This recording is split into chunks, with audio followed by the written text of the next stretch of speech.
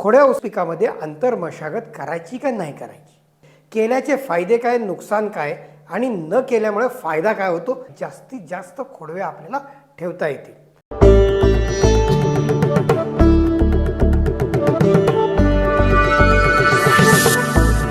नमस्कार शेतकरी मित्रांनो, बऱ्याच ऊस शेतकऱ्यांचा प्रश्न आलेले आहेत की ते प्रश्न असा आहे की ऊस पिकामध्ये आंतर मशागत करायची का नाही करायची। तर उत्तर आहे ऊस पिकामध्ये आंतर मशागत करायची नाही।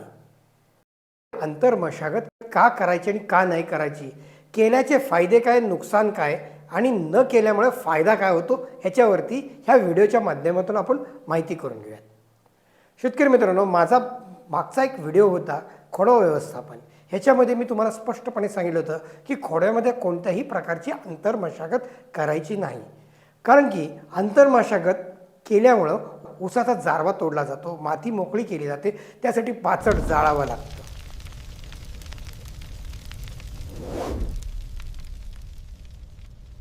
किंवा पाचट काढून बाहेर टाकावं लागतं।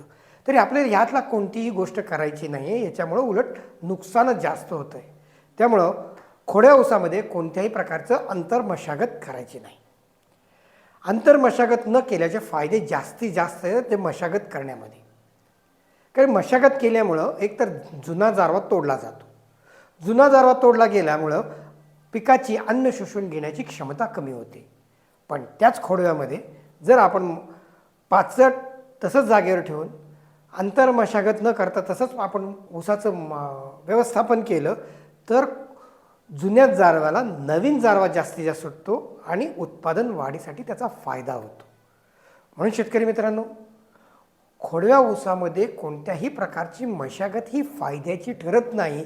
उलट बिना मशागतीचं ऊस व्यवस्थापन, खोडवा व्यवस्थापन जर केला तर एकरी उत्पादन लागवडीच्या बरोबरीने किंवा लागवडीपेक्षा जास्त खोडव्याचं उत्पादन आपण नक्कीच घेऊ शकतो।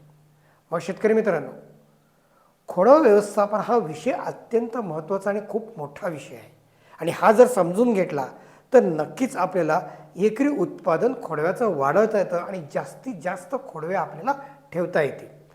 तर ह्या व्हिडिओबरोबर ह्या व्हिडिओच्या कमेंट बॉक्समध्ये खोडवा व्यवस्थापनाच्या व्हिडिओच्या लिंक दिलेली आहे, ती लिंक बघा, पहा आणि अजून काही प्रश्न असतील तर कमेंट बॉक्समध्ये प्रश्न टाका, पुन्हा असेच प्रश्न विचारा, आपल्या प्रत्येक प्रश्नाचं समाधानकारक उत्तर दिले जाईल।